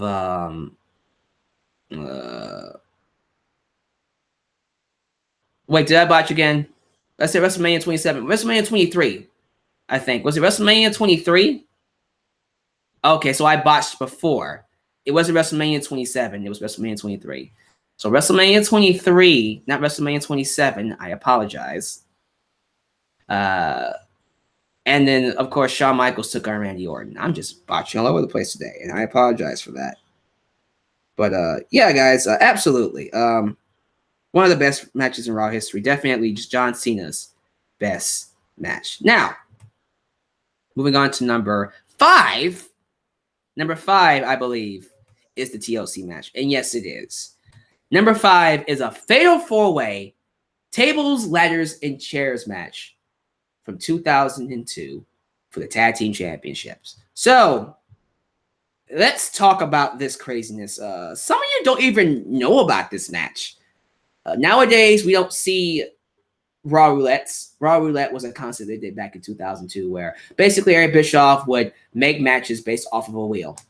Spin the wheel, stipulation is determined by the wheel, and then we have the match. The concept was actually very good, and I kind of wish it would come back. But in 2002, October 7th, 2002, Eric Bischoff's creation brought us one of the craziest main events to ever happen inside the ring. This is often forgotten. This is often not talked about. And it's been skipped over a lot in terms of TLC matches. But when it happened in 2002, people were calling it the best main event in Raw history at the time in 2002. And when you look at the participants, it's kind of hard not to think it is. This match involved the Dudley Boys, Spike Dudley and Devon. Spike Dudley and Bubba Ray. Devon was not in the tag team. He was on SmackDown. I apologize. Spike Dudley and Bubba Ray. It was Christian and Chris Jericho. Not Edge and Christian and Chris Jericho. Jeff Hardy and Rob Van Dam. And then Kane with no partner. Now, Kane's partner was the Hurricane. Originally, it was going to be Kane the Hurricane as tag team partners, but Hurricane got attacked backstage by Evolution, or Triple H and Ric Flair. And because of that, Kane was forced to go in it alone to defend the tag team titles himself. But let me tell you something. The dangerous bumps and spots in this match were beyond insane. This includes the infamous helicopter ladder spot with Bubba Ray putting the ladder on his neck and him spinning and just knocking people. The walls of Jericho on top of the ladder, that was really cool. Coast to coast, post to post, whatever you call it. Van Terminator, where we see Kane on one side of the ring, Jeff Hardy holding the chair in front of his face, and then Rob Van Dam flying from one turnbuckle all the way to the other side and drop kicking the chair into Kane's face. I cannot get enough of the Van Terminator. That is really, really cool. Speaking of Kane, he was dealt a lot of punishment in this match. He got put through tables. He got a steel chair kicked in his face. He got hit from all sides with ladders and all that, man. He got beat up.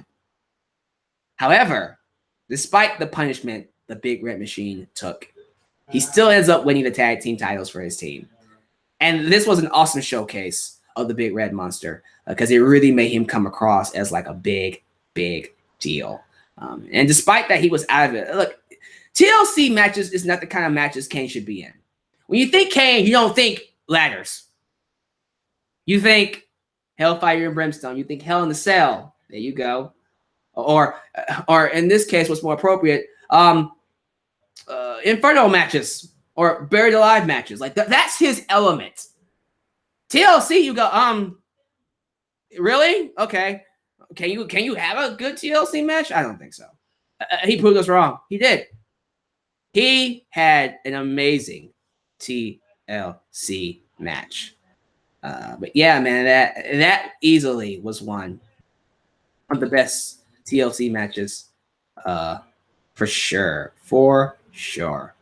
All right. So we go on from number 5 to number 4. 4. This is not hinting at anything, I swear. I'm just saying it's number 4. If I'm not mistaken, this is the final Shawn Michaels match on this list. Looking at it, yep, this is the last Shawn Michaels match on the list. And what better match to have than with your former best friend, then turned bitter enemy, Triple H. Shawn Michaels versus Triple H from 2003 is my number 4 entry on this list. So when you think about Shawn Michaels and Triple H and their rivalry, we all know how it started. In 2002, Shawn Michaels returned to, I think it was NWO, and then he met Triple H again, and they decided to reform D-Generation X. And that's when Triple H pedigrees Shawn Michaels and tells him, look, dude, you can't get it done as a wrestler anymore. I want you to be my manager. I think with you, we can be unstoppable. And as you know, this was a precursor to him eventually aligning with Ric Flair and Randy Orton and Batista to form Evolution. But before then, he was trying to start a stable with Shawn Michaels as his manager. And Shawn Michaels refused to do it. And that's when Triple H attacked Shawn Michaels backstage. There was this whole storyline of Triple H, Shawn Michaels, getting attacked backstage. Someone busted him open, put his head through a limousine. And then Triple H was like, who done it? Who done it? Who done it? Who did it? Who did it? Going backstage, interrogating wrestlers. And then it all came back around, and it was Triple H the entire time, which led to Shawn Michaels returning to the ring at SummerSlam 2002 and having a classic, a SummerSlam classic. And then that feud between Shawn Michaels and Triple H would span what would seem like over 3 years. They had their match at Survivor Series. Shawn Michaels won the championship. They had the 3 Stages of Hell match in Armageddon. And I think the next time these two would have a match is this match right here. This is the 3rd match they've had in the feud. And my God, as you guys know, Triple H and Shawn Michaels pride themselves on having the best match on the card. They make it their mission to have every straight wrestling classic match with each other every time they come into the ring. No matter where it is or when it is, wherever they can do to give the fans the best match possible, they do it. They proved it at SummerSlam 2002. They proved it at Armageddon 2002. Did they prove it here in 2003? Yes. Yes, they proved it. This match was awesome. This match went like, what, half an hour? I feel like maybe a little bit over half an hour. It went a long time. But they assembled, I swear to God, some of the best series of moves I've ever seen. Keep this in mind. It is very hard to hold a match for half an hour, if not longer. Okay? And this match was like carefully constructed to perfection. It was well paced, great back and forth. Started off slow, but it was the right kind of slow. It was the tension building kind of slow. It was slow, but it wasn't boring, if anything else, which is what I appreciate.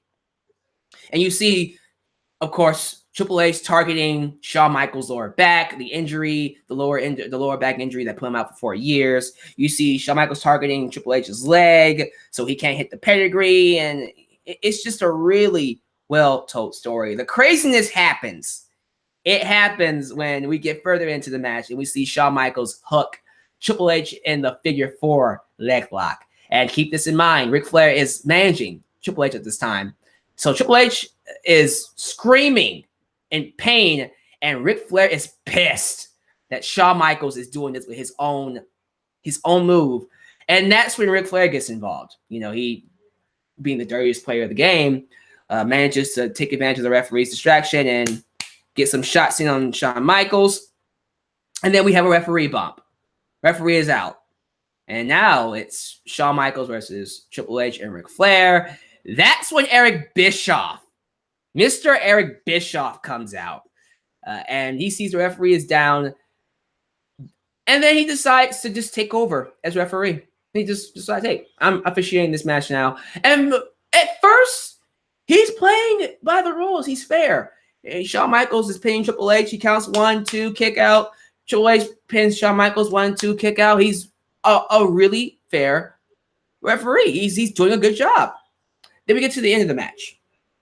Shawn Michaels hits the sweet chin music, knocks down Triple H, falls on Triple H, and Eric Bischoff counts 1, 2, 3. San Antonio, the hometown of Shawn Michaels, loses their minds. It was a big moment. We all believe that Shawn Michaels has won. He has won the WWE World Championship. He has won it.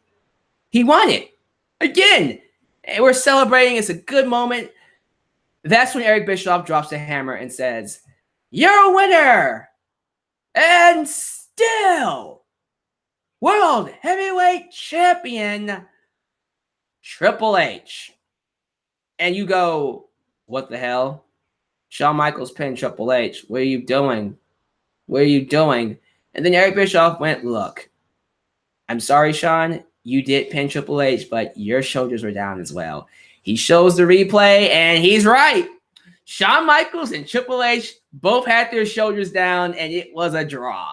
And as a result of the draw, Triple H retained the championship in one of the most craziest controversial finishes of all time.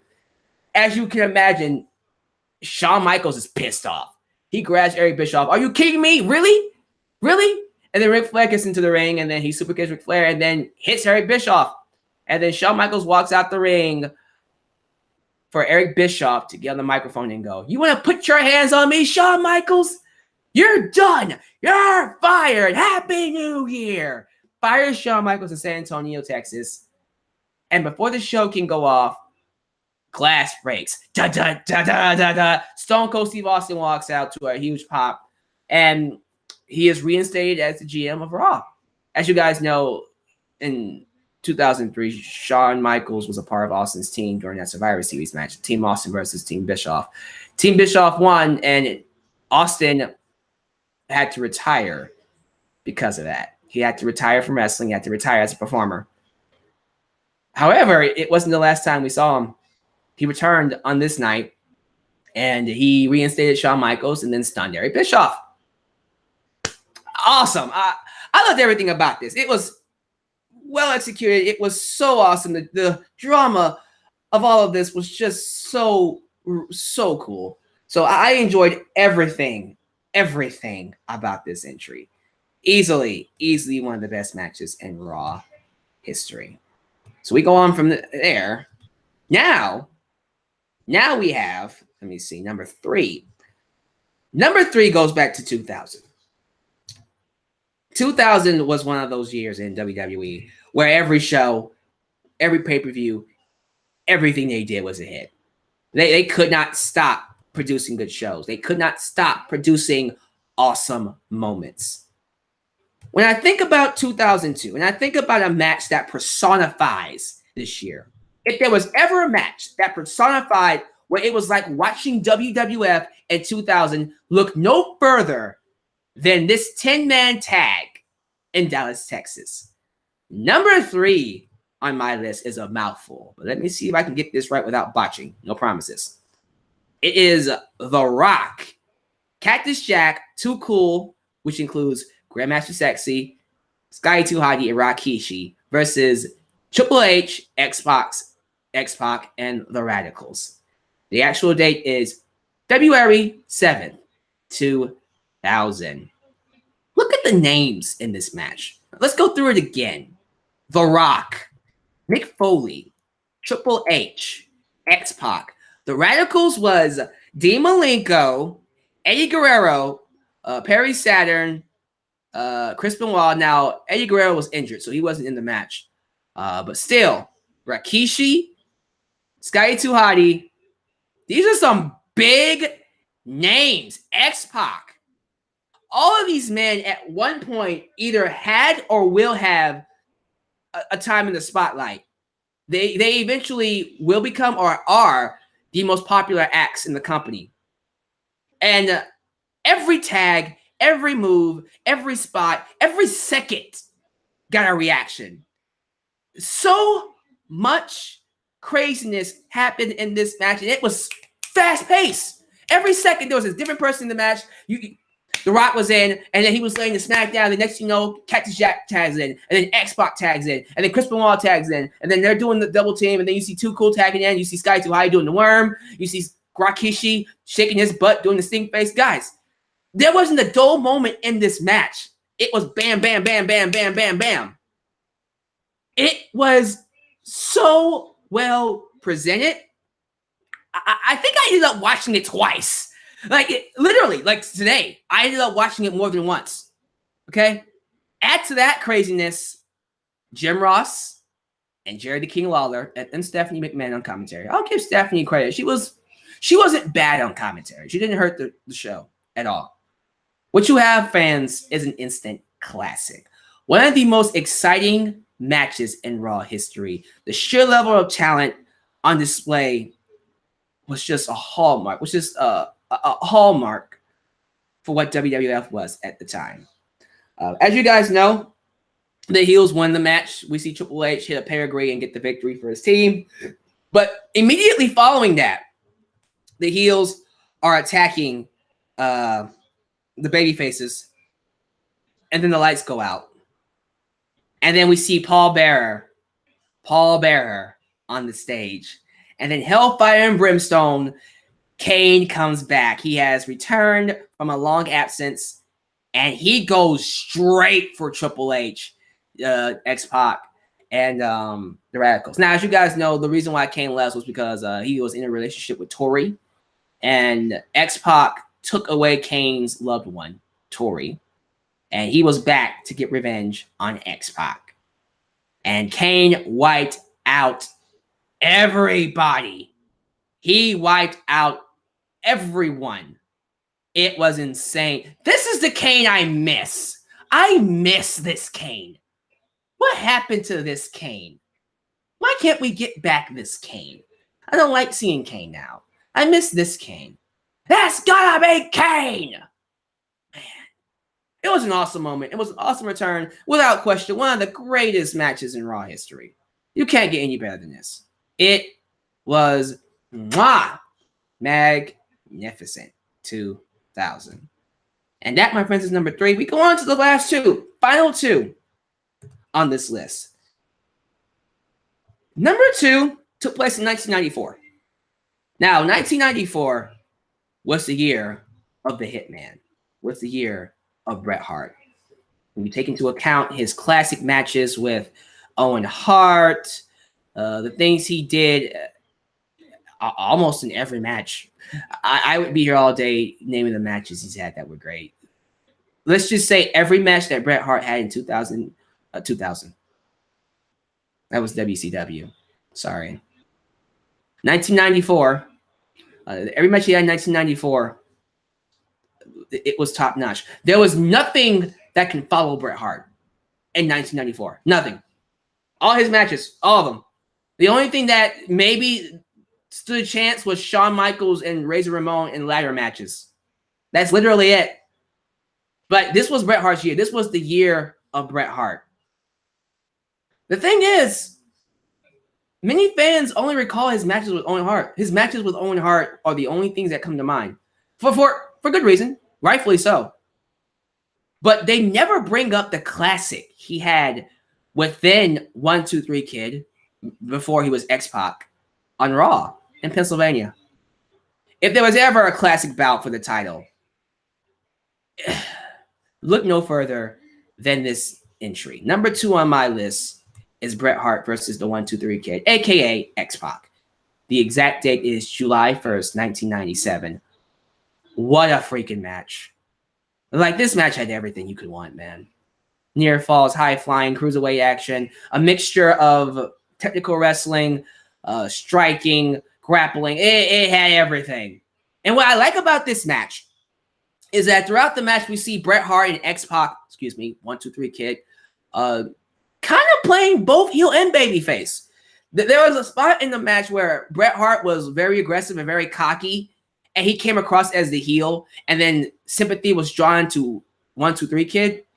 But then there was another part where 1-2-3 Kid was getting frustrated, and he started acting like a heel, and then Bret Hart got the sympathy. It was really cool how they traded off between babyface and heel in the match, and it was well executed. But this was an excellent contest. Like, I cannot believe how awesome this match was. And can I be real with you? You want to know when I watched this match? Yesterday. Yesterday was the first time I saw this match. It was suggested to me by a fan on Facebook. I don't have your name, sir. I am going to look it up and give you credit because it was because of you that I even knew about this match. But I looked it up because I heard him say it, and I was just like, I've never seen Bret Hart versus 1-2-3 Kid. And I watched it, not knowing exactly what I was going to get. I love it. I love it. It's going down in history as one of the greatest matches, probably the best singles match in Raw history. I don't know of another singles match that was just as good as this one. And I've talked about a plethora of them. This is definitely going down in history as one of the best matches in Raw history. And as I look at the fans who sent me suggestions to watch, it was, there we go, Mark Joseph. Mark Joseph, thank you so much for suggesting Bret Hart versus 1-2-3 Kid, because you're the only reason why I saw it. I would not have seen this match if it wasn't for you, Mark. So I appreciate it, man. It was really cool seeing this. Sean Waltman, X-Pac, is a very underrated performer. I know the whole X-Pac heat stuff is ridiculous and all that, but still, like, give him credit where credit is due. He had arguably the best singles match against Bret Hart when it comes to Raw. It's number 2 on my list. So with that said, we got one more. We got numero uno. What is the best match in Raw history? Again, in my opinion, you can flip-flop however you want to flip-flop this list. You can say Shawn Michaels and Triple H had the best match in Raw history. You can say Bret Hart and 1-2-3 Kid had the best match in Raw history. But this is my list. And on my list, the best match in history involved 4 of the best performers in the ring. Here it is, the moment you've all been waiting for. The absolute best match in Raw history. We go back to 2001 during Stone Cold Steve Austin's heel run, where millions of fans were livid that their hero turned his back on them. A match remembered most for Triple H's horrendous quadricep tear, when he tore his quad and was out for what seemed like almost a year, like 9 months. Shortly before the conclusion. Like, it happened right at the end of it. But it's one of those matches that will live on in infamy as one of the greatest TV matches of all time. If not the greatest TV WWE match, WWF match of all time. Number one on my list, Chris Jericho and Chris Benoit versus Stone Cold Steve Austin and Triple H. Tag Team Championships. The exact date was May 21st, 2001. Thirsty for the destruction of what do you call them? The power trip? I think they would call it the power trip. Remember, Austin and Triple H had a lot of heat at this time. They were coming off of their feud with Undertaker and Kane. The stuff they did with the Hardys, where they abused the Hardys, they beat up Lita. They had a lot of heat on them. So they were going for anybody. They were hoping someone will come in and take them down. Who else to do it than some Canadians? Two Canadians, Chris Jericho and Chris Benoit. The heels had just ended a program with the Brothers of Destruction. And it's one of those things where you look back on it, the only reason why this match happened was out of circumstance. The ratings were not very good. The ratings were actually getting lower. They were getting lower as time went by.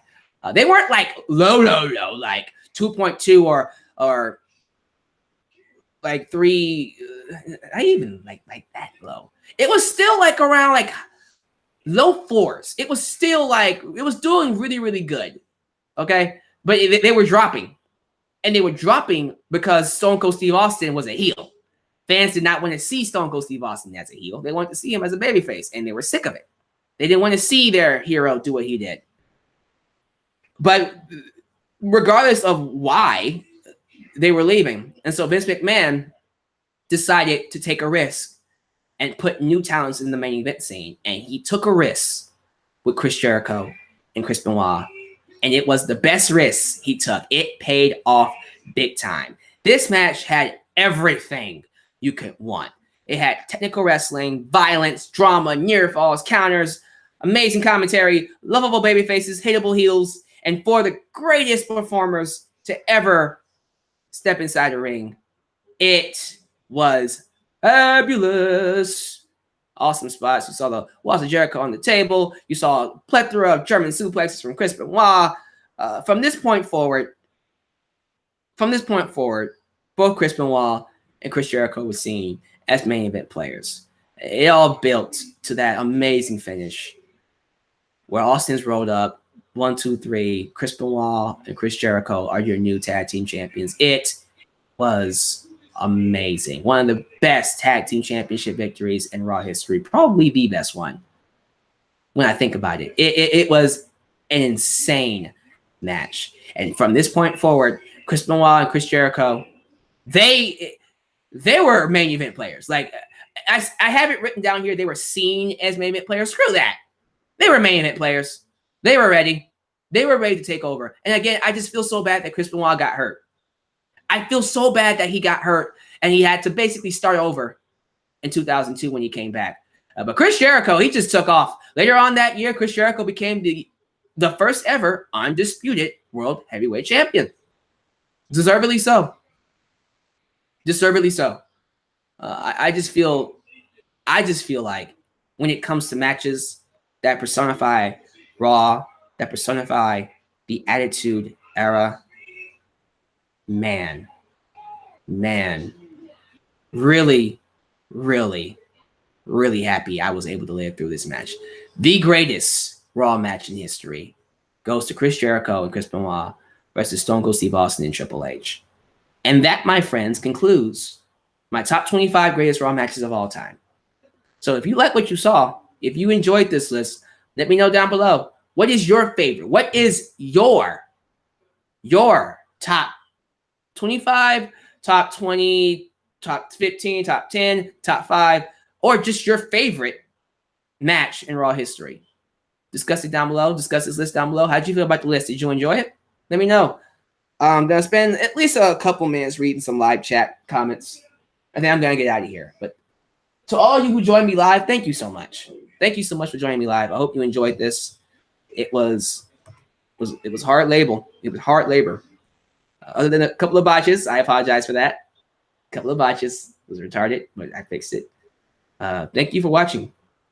You know, it was really cool. Really cool to have you guys here. But let's get to it. Says here that Ultra Shadow, his favorite match was Braun Strowman versus Ellsworth. I ever floats your boat, sir. Although I did enjoy that match. Let's see here. Now I gotta watch these matches again. Thanks. Oh yeah, have fun watching those matches again. What is this? Seymour, the lunatic? I'm pretty sure I'm gonna get a lot of people that will rewatch the matches. If you rewatch the matches, tell you what, if you end up rewatching matches from this list, please come back and let me know. And tell me how you feel about that. Leave a comment, go watch it, and come back and leave a comment. Tell me how you feel about that. Let's see here. Sonic and WWE The King says his favorite match was Chris Jericho versus AJ Styles. That was a good match. I agree. Bradley Xavier, do you think the 25th anniversary would be better than Raw 1000? Yes. I'm going to go out on a limb and say yes. I think this is going to be an awesome show. I'm really excited about it. I'm really excited about it. Let's see here. The Rock versus Stone Cold Steve Austin. Which one? Which Austin versus Rock match did you like? I got because they had like mini Raw matches. I'm gonna assume you mean their IC title match in 1997. Or was that 1998? Was that 1998 or 1997? Whenever they had their IC title match, I'm assuming that's what you mean. But let me know. Let's see here. Couple more. A man with two hands always has a fighting chance. Yeah. I miss Ellsworth, man. I miss Ellsworth. Will I be disappointed if Bryan isn't in the Royal Rumble? Not really. If you watch my video, I don't even expect him to show up. That's just it. I think a lot of people, and this is what gets on my nerves when it comes to Daniel Bryan and me making Daniel Bryan videos. A lot of people don't even watch the videos. And they just assume that I'm gushing and crying and pleading for WWE to bring back Bryan.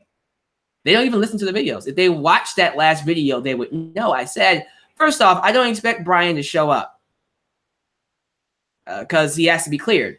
And even if he does show up, I don't expect him to win the Royal Rumble, which is a terrible idea. If you bring Bryan into the Royal Rumble and you don't have him win, you're going to regret that. So I'm thinking if Bryan does return, it'll be at WrestleMania. I wouldn't be upset if Bryan didn't come out at the Royal Rumble. It'd be cool. But ridiculous, though, you know? Ultra Shadow says that his new favorite match was Nichols versus Benjamin. That's better. That's better. Last comment. Who do you think personified Monday Night Raw in the ruthless aggression era? That is a good question, Bradley. And I present that question to you, fans. Who do you think personified Raw in the ruthless aggression era? I'm close to saying Triple H. I want to say Shawn Michaels. I really do. I might end up saying Triple H. I think Triple H might end up getting that award. You know what? I'm going with it. I think Triple H basically was Raw. He was Raw in 2004 during the ruthless aggression era. He was ruthless. I think that's going to be it. I'm going to go ahead and cut it off there. Thank you guys for joining me on this live broadcast. I hope you enjoyed it. Give me your thoughts about the top 25 best Raw matches in history. With that said, this is your boy, the Lex Man, signing off. Right here in your boy, the Lex Man's World. You guys take it easy. I'll see you tomorrow night for my review of Raw 25th Anniversary. Hope you enjoy it, because I am. Peace.